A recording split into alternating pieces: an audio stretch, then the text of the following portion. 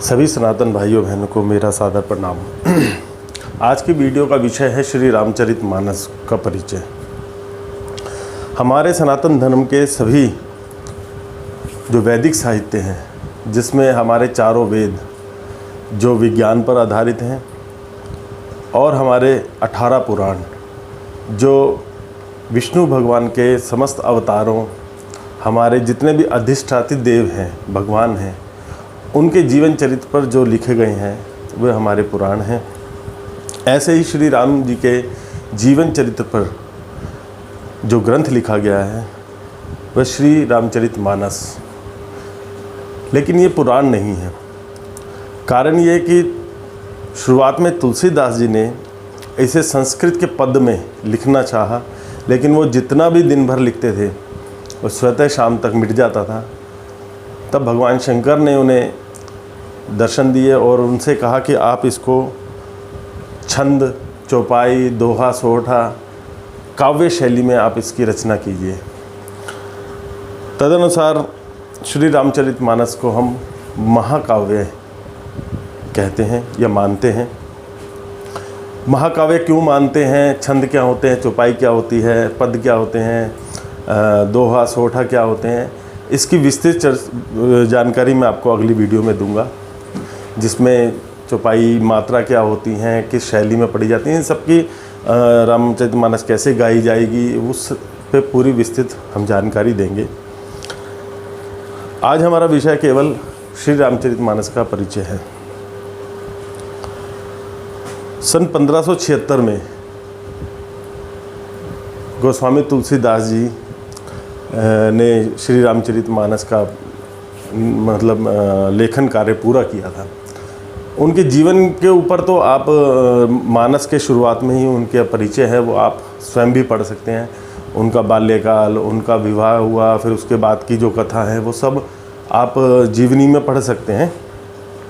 लेकिन एक विषय ऐसा है जो सांप्रदायिक मर्यादा के तहत हटा दिया गया और उसकी शैली को बदल दिया गया, परंतु मुझे लगता है कि हमें उस पर आज इस पर बात करनी आवश्यक चाहिए। 1576 में जब तुलसीदास जी ने श्री रामचरितमानस का जो निर्माण किया, आज हम जो रामचरितमानस पढ़ते हैं ये तुलसीदास जी ने जो मूल मानस की प्रतिलिपि बनाई थी अपनी पत्नी के लिए, उसकी प्रतिलिपियों को हम पढ़ते हैं।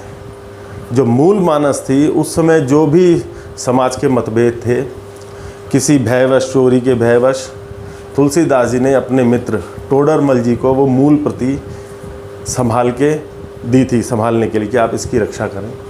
और टोडरमल, जैसा आप जानते हैं कि जो उस कालखंड में बादशाह अकबर के वित्त मंत्री थे, दुर्भाग्य से ये मूल प्रति हमारी जला दी गई थी। लेकिन सौभाग्य ये रहा कि जो तुलसीदास जी ने इसकी प्रतिलिपि बनाई थी, उस रूप में आज हमारे पास श्री रामचरितमानस जैसा महाकाव्य ग्रंथ है। और भी जीवनी आप उसमें मानस में पढ़ेंगे तुलसीदास जी की, कि कैसे भगवान शंकर ने स्वयं इसको सत्यमेव जयते कहकर सिद्ध किया और अपने हस्ताक्षर किए। कैसे काशी के मंदिर में जब परीक्षा हुई तो समस्त वेदों के नीचे, समस्त शास्त्रों के नीचे रामचरितमानस को रखकर और कपाट बंद कर दिए। जब सुबेरे कपाट खोले तो रामचरितमानस सबसे ऊपर रखी हुई थी और सत्यमेव जयते का जय घोष हुआ। ऐसी उस पर पूरी संपूर्ण जीवनी उस पर लिखी हुई है। अब बात करते हैं कि मानस क्यों पढ़े। तो मैं आपको सर्वप्रथम मानस पढ़ने के लिए अपने परिवारों में, अपनी पीढ़ियों को, अपने बच्चों को क्यों कह रहा हूँ। एक तो ये बहुत ही सरल भाषा में है, आप ऐसा समझे बिल्कुल हिंदी जैसी ही भाषा है। जैसे हमारे प्रभु श्री राम सरल हैं, उतना ही सरल उनका ग्रंथ भी है। आप थोड़े से प्रयास से ही, थोड़ी सी चीज़ें हैं जिनको हम अगली वीडियो में या आने वाली वीडियो में हल्का हल्का समझाएंगे और आपको तुरंत समझ में आएगा और आप बखूबी उसे पढ़ पाएंगे। मगर दूसरी मुख्य बात क्या है? मुख्य बात यह है कि हम कृष्ण जी के चरित्र को कह लें, या महाभारत को कह लें, या रामचरितमानस को कह लें, या भगवान शंकर के जीवन चरित्र या उनकी कथाओं को कह लें, आज हम और हमारी पीढ़ियाँ ये सारा कुछ टीवी सीरियल के माध्यम से देखते हैं। चाहे उसमें देवों के देव महादेव हो, सूर्यपुत्र कर्ण हो, हम वहाँ से ज्ञान प्राप्त कर रहे हैं। जबकि हकीकत में जो हमारे ग्रंथ हैं, उन्हीं विषयों पर जो हमारे ग्रंथ हैं वो अलग हैं, और जो ये टीवी सीरियल के माध्यम से हम जिनको समझ रहे हैं, सीख रहे हैं अपने धर्म को, वो बिल्कुल अलग है। आप कहेंगे ऐसा मैं क्यों कह रहा हूँ? क्योंकि जो सीरियल लिखे जा रहे हैं वो एक आम लेखक के द्वारा लिखा जा रहा है। उसमें जो डायलॉग है, जो आपके मन को छू रहा है, आपको लग रहा है ये बड़ा ज्ञान की बात है, बड़ी अद्भुत बात है, लेकिन वो एक साधारण मनुष्य द्वारा लिखी गई है। ग्रंथों में वैसी चर्चा नहीं है। अब जैसे एक बड़ी अच्छी बात मैं आपको बताता हूँ सोशल मीडिया की। मैं देखता हूँ अक्सर कृष्ण जी की फ़ोटो है या किसी की भी फ़ोटो है, उसमें लिखा होता है गीता में भगवान कृष्ण ने ये कहा, और 4 बातें उस पर लिख करके पोस्ट डाल दी जाती है। मैं जब उनको पढ़ता हूँ मैं सोचता हूँ कि भगवान कृष्ण ने गीता में ऐसा कब कहा? ऐसी कोई बात वहाँ पे है ही नहीं। ऐसे हजारों फोटोएं हैं।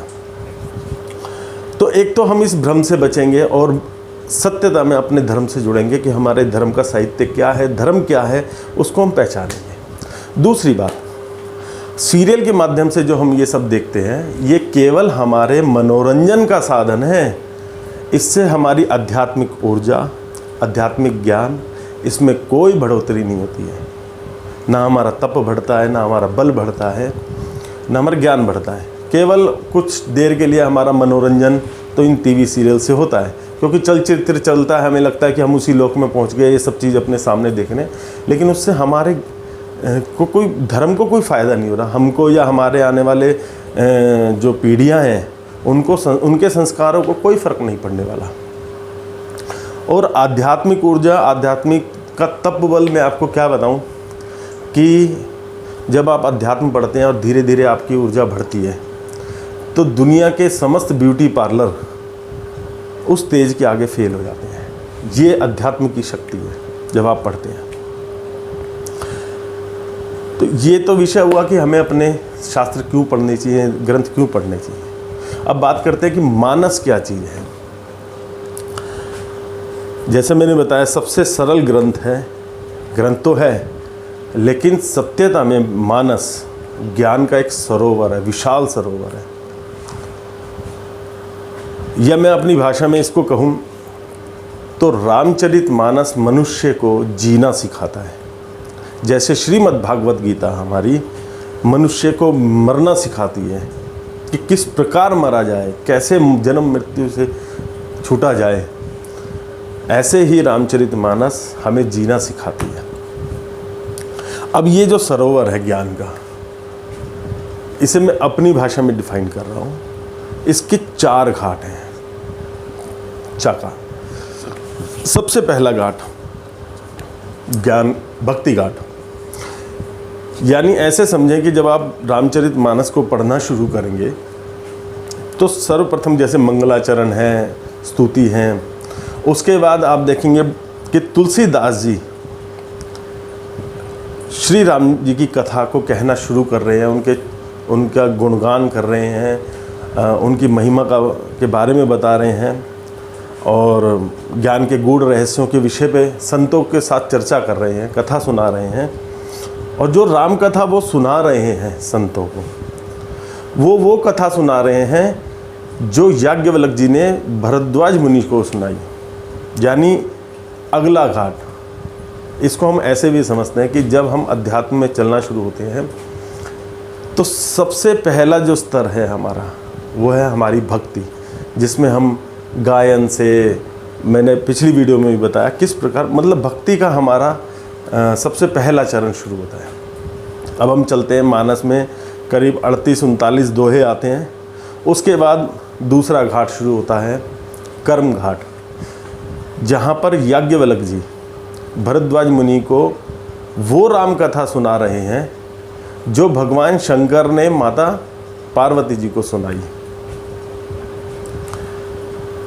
लेकिन जो वो शुरुआत कर रहे हैं वहाँ पर, वहाँ पर पहले माता सती के चरित्र से शुरुआत कर रहे हैं कि कैसे भगवान शंकर और माता सती दक्षिण में कुंभज ऋषि के यहाँ जाते हैं, राम कथा सुनते हैं। तो सबसे पहले जो कुंभज ऋषि हैं वो भगवान शंकर के प्रणाम करते हैं, तो माता पार्वती सती सोचती हैं कि ये खुद ही हमें प्रणाम करें तो हमें क्या कथा सुनाएंगे, तो वो सुनते नहीं हैं। शंकर जी सुनते हैं। तो जब वो वापस आ रहे होते हैं उस समय भगवान राम लीला कर रहे हैं, जब माता सीता की खोज में वो वन वन भटक रहे हैं। ये आप पढ़ेंगे, मैं सूक्ष्म में आपको कर देता हूँ। तो परीक्षा लेने के लिए कि ये राम राम है या वो जो निर्गुण निराकार ब्रह्म है, ये वो राम है। परीक्षा लेने के लिए माता सीता का रूप धरती हैं। आगे पता लगता है जिसको देखकर भगवान शंकर माता सती का त्याग करते हैं। फिर दक्ष प्रजापति के यज्ञ में माता सती अपनी आहुति देती हैं। भगवान शंकर समाधि में चले जाते हैं। फिर माता पार्वती का जन्म होता है, उनकी तपस्या, शंकर जी का विवाह, यहाँ तक की कथा अब याज्ञवल्क्य जी भरद्वाज मुनि को सुना रहे हैं। जब भरद्वाज मुनि संशय करते हैं और उनसे पूछते हैं कि ये राम और वो राम दोनों एक हैं कि अलग अलग हैं, तब वो बताते हैं कि ये आपने वही सवाल किया जो माता सती ने भगवान शंकर से किया, माता पार्वती ने भगवान शंकर से किया। तो ये यहाँ तक की कथा चलती है। अब हम भक्ति घाट देखिए, जब हम भक्ति घाट से चल रहे हैं, भक्ति कर रहे हैं, तो कुछ ही समय में हम कर्म की तरफ चले जाते हैं। कर्म यानी भक्ति तो हमारा हो गया, पूजा आराधना, मतलब गायन, ये सब हो गया। उसके बाद हमारा कर्म आ गया, जहाँ पे हम तप, ध्यान, योग, व्रत, मंत्र, ये सब जो क्रियाएं हैं वो कर्म घाट पर आ जाती हैं। अब ये भी ज़्यादा लंबा विस्तार से नहीं चल रहा है, कुछ 30-40 दोहे के अंदर। अब हमारा आ जाता है ज्ञान घाट, जहाँ भगवान शंकर माता पार्वती जी को कथा सुना रहे हैं। और ये सबसे विस्तृत भाग है रामचरितमानस का। जैसे रामचरितमानस में 7 कांड हैं। पहला कांड अयोध्या बालकांड, फिर अयोध्या कांड, उसके बाद अरण्य कांड, चौथा है किष्किंधा कांड, 5वां है सुंदर कांड, 6ठा लंका कांड और 7वां उत्तर कांड। तो पहले दोनों घाट बाल कांड के चौथाई हिस्से, लगभग चौथाई हिस्से में ही आ जाते हैं, भक्ति घाट से कर्म घाट। अब वहाँ शुरू होता है ज्ञान घाट। जब भगवान शंकर माता पार्वती जी को अब कथा सुना रहे हैं, तो शुरुआत वो करते हैं नारद जी के चरित्र से कि कैसे उनको वानर रूप दिया स्वयंवर में जाने के लिए, फिर उन्होंने भगवान को, विष्णु भगवान को श्राप दिया, और उनके अवतरण तक की कथा। ये वो कथा अब भगवान शंकर माता पार्वती जी को वो कथा सुना रहे हैं जो काकभूषुंडी जी ने गरुड़ जी को सुनाई है, जो शरणागति घाट पर बैठे हैं, चौथे घाट पर। यहाँ से ज्ञान घाट शुरू होता है और रामचरितमानस का पूरा विस्तृत वृत्तांत शुरू होता है, यानी ज्ञान सागर का बहाव शुरू होता है, जिसमें बालकांड में भगवान राम के बाल चरित की लीला है स्वयंवर तक, और स्वयंवर के बाद वापस अयोध्या आने तक बालकांड है। उसके बाद वनवास का चित्रण है, पूरे वनों में जाना, भटकना, ये सारा मतलब वृत्तांत जो है वो अयोध्या कांड में है। भरत चरित आप पढ़ें। फिर आता है मेन ज्ञान का मध्य कांड, अरण्य कांड। इसमें बड़ी नवदा भक्ति के बारे में है और भी विलक्षण ज्ञान की चर्चाएं इसमें है। उसके बाद करते चलते आप किष्किंधा कांड, सुंदर कांड आप जानते ही हैं, लंका कांड, लंका विजय, वापस आना, अब श्री राम जी का राज तिलक होना, फिर थोड़ी सी कथा है। उसके बाद फिर शरणागति घाट शुरू होती है, यानी जब आप ज्ञान के अथाह सागर को पार करते हैं तो आप ईश्वर की शरणागति यानी साक्षात्कार में हैं।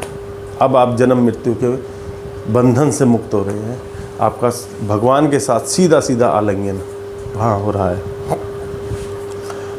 जहाँ पर काकभुसुंडी जी गरुड़ जी को कथा सुना रहे हैं। और ऐसे करते करते फिर बहुत सारी शिक्षा के माध्यम से ज्ञान की बातें हैं और अंत में श्री रामचरितमानस विश्राम लेती है। ये मैंने इसलिए बताया कि हमें मालूम चले कि हम जो टीवी में राम जी का रामायण देखते हैं और असली रामचरितमानस दोनों बिल्कुल भिन्न हैं। तो ये हमारे श्री रामचरितमानस का परिचय हुआ। अब जो अगली वीडियो हम डालेंगे उसमें रामचरितमानस का मंगलाचरण, मानस के अंदर कितने काव्य रस हैं, कितनी मतलब जितना भी समग्र उसका ज्ञान है, छंद, आपका दोहा, सोठा, फिर उनकी गायन शैली, ये सब पे विस्तृत हम वीडियो बनाएंगे। कृपया हमारी इस वीडियो को भी आप अधिक से अधिक शेयर करें, लाइक करें और जल्द ही हम अगली वीडियो लेकर प्रस्तुत होंगे। रामचरितमानस पे अभी हमारी कई अनेकों वीडियो आएंगी, लगातार चलेंगी। तो मेरा अनुरोध रहेगा कि आप हमारे साथ जुड़े रहें और उससे भी बड़ा अनुरोध ये रहेगा कि जो बात हम कह रहे हैं उसे आप स्वीकार करें, अपने घर में अपने बच्चों को, स्वयं को प्रेरित करें कि हम अपने रामचरितमानस से ही अपनी भक्ति पथ शुरू करें। जय श्री राम।